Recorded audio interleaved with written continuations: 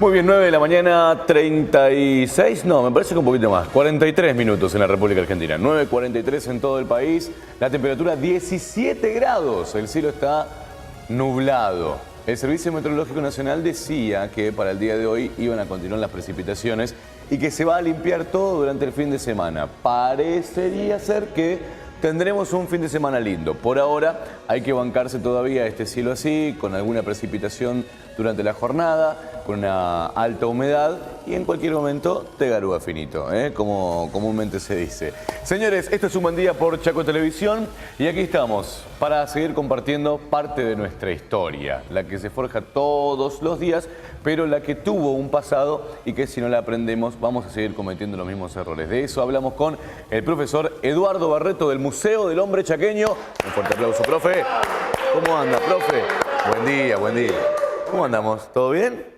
Qué lindos son los jueves, ¿eh? Qué lindos son los jueves. Cocido, torta frita e historia. Y alguna buena película, un buen libro, alguna investigación, así un poco de... Aguarda un segundo, le vamos a activar esto. Ah, ahora sí, perfecto. Ah, sí, sí. Ahora sí, profe, buen día. Arrancamos de nuevo. Profe Barreto. Buen día, profe. Empezamos de nuevo. Les decía, y precisamente el fin de semana fue propicio para la vida tranquila, ¿no? Sí. Es decir, buena lectura, un buen film, algún paseo, pero bien.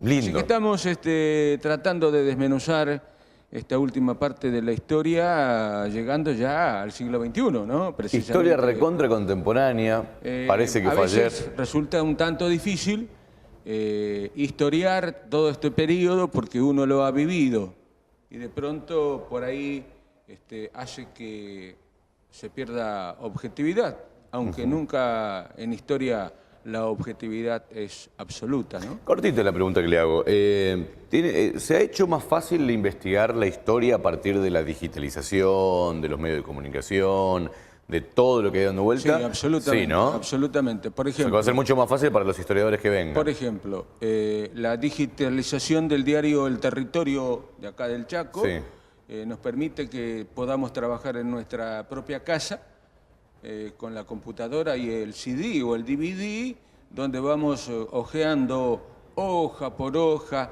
los diarios de aquella época. Diarios de los años 60, 70, cosa que no ocurría en la década del 90, donde prácticamente para poder hacer un trabajo teníamos que ir y revisar hoja por hoja.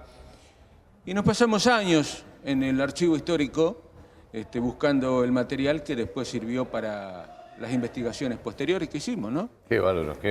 ¿Cómo es la tecnología? Bueno, digamos, pero aparte ¿no? de eso hay mucha tecnología que todavía yo, particularmente yo, no la manejo. Es decir, reconozco esta carencia y bueno, trataré en algún momento de dedicarle un poquito más de horas a ver de qué manera se accede a otros lugares digamos, no públicos, sino que únicamente pueden acceder a aquellos que tienen un poquito de manejo de lo que es una PC. Claro, tecnológico, digamos. Y bueno, y esto tiene que ver con la historia también, que se va actualizando todo el tiempo.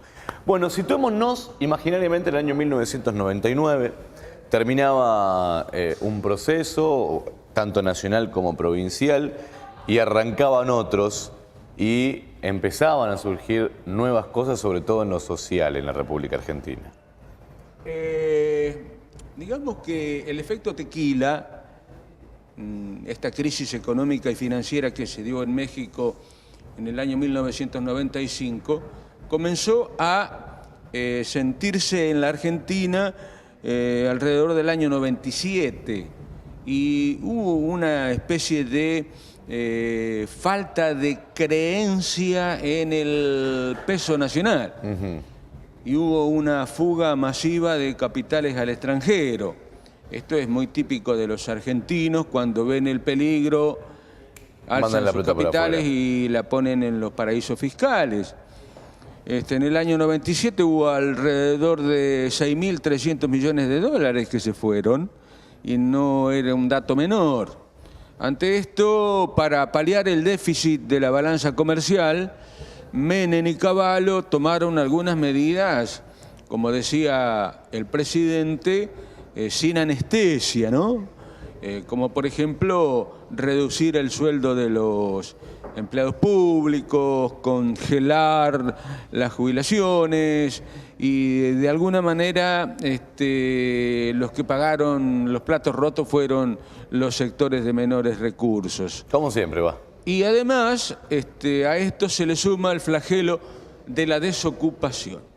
Es por eso que ya ante el arco opositor que venía pegándole muy duro, sobre todo los sectores frepacistas, con Bordón, con el Chacho Álvarez y con un montón de dirigentes de la nueva generación que se habían abierto del Partido Justicialista, van a ir creando una nueva fuerza que van a tratar de alguna manera ser la voz cantante de los desocupados, ¿no? Graciela Fernández Meijide, en aquel momento en una postura progresista que no condice con lo que está pasando hoy con ella, estaba también en el campo popular. Y bueno, llegan las elecciones y acá la gente tal vez cansada de un modelo que se había complicado además, si mal no recuerdo, con dos hechos que tuvieron que ver con dos muertes no esclarecidas, que significaron un sacudón en el tablero político e internacional.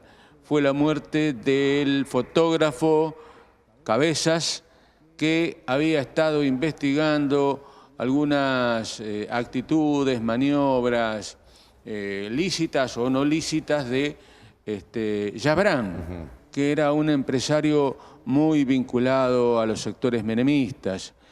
Cabezas apareció muerto y bueno, anduvieron detrás de las huellas posibles de este crimen político. Muchos fueron detenidos, fueron luego liberados. Y bueno, y tras de eso vino el suceso de la muerte dudosa de Yabrán, como, ¿no? como un suicidio, pero nunca muy raro, pudimos ¿no? llegar a saber si fue, como en el caso de Nisman, si fue un suicidio, o un suicidio inducido o fue un homicidio. La cuestión que él aparece muerto en su estancia de la provincia de Entre Ríos. Y bueno, el eslogan de Cabezas era "no se olviden de Cabezas", y esto repercutió en todos los medios porque era un tipo muy querido. Y esto indudablemente, políticamente, no le saldó nada favorable al equipo de Menem. Y hay otro dato que resultó también importante, porque en las relaciones internacionales repercuten mucho en la prensa mundial, y fue el supuesto contrabando de armas al Ecuador, ¿no? Que también manchó un poquito el tema de la administración transparente y se metió mucho el tema de la corrupción. Esto hizo que hasta el día de hoy estén los juicios en marcha, ¿no? Sí, y que todavía no se haya cerrado el tema de la venta de armas en forma ilegal. Por eso son años muy, muy agitados.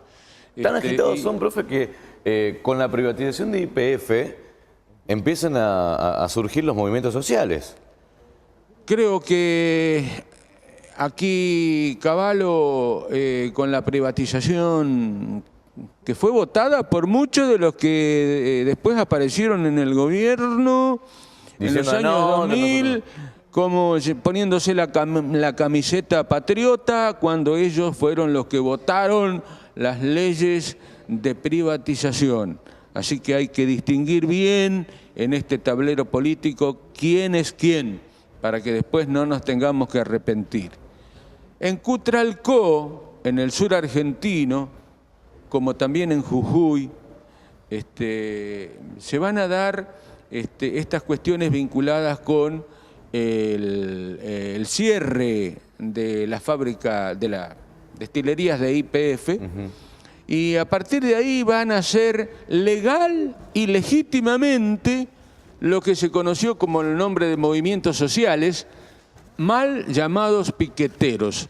Y después voy a aclarar por qué digo mal llamados piqueteros. En Cutralcó y en el norte de Jujuy, se van a presentar los pobladores desocupados, con su familia, algunos vecinos, y todo el comercio de la zona para instalarse en la ruta y mostrarle al país que ellos estaban en plan de lucha y querían trabajar. Tuve oportunidad de visitar estas plantas en Jujuy en el año 2005, 2006, y ahí en la ruta, como ustedes están viendo, pueden que ahí se hayan transformado todas las costumbres que tenían que ver con la tranquilidad pueblerina en estos pueblos jujeños. La gente del comercio le decía a los empleados: anda y las horas que tenés que trabajar acá en el negocio, trabajalas en la ruta. Los empleados gastronómicos se iban con todos sus enseres de cocina a cocinar a la ruta. Había 20.000 personas en la ruta y había una cola de todos los kilómetros que vos te puedas imaginar. Ante esta situación, la jueza federal tuvo que intervenir para ver cómo resolvía este conflicto donde había choque de intereses y derechos. Y bueno, acá ella dijo, como vemos gente comiendo en la ruta, largas colas de automóviles, y bueno, trataron de alguna manera de poner fin a esta cuestión. Es por eso que van a buscar negociar. Como acá había dos derechos en juego, uno es el derecho al trabajo y otro el derecho a transitar libremente por las rutas, la jueza, ante estos dos derechos y teniendo en cuenta que de un lugar había 20.000 personas asentadas en la ruta y del otro lado había una cola de 20 kilómetros de automóviles, dijo, yo en esta no tengo competencia, y se retiró.